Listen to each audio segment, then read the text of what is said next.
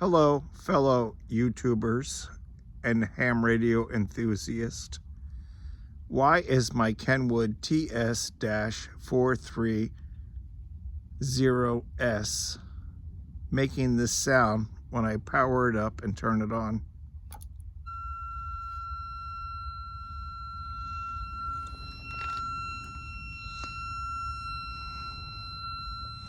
Does it need to be grounded? I don't have it grounded. Also, I had a 10 amp power supply on here with 13.8 volts, and it just does this. Any information you can give me would be great.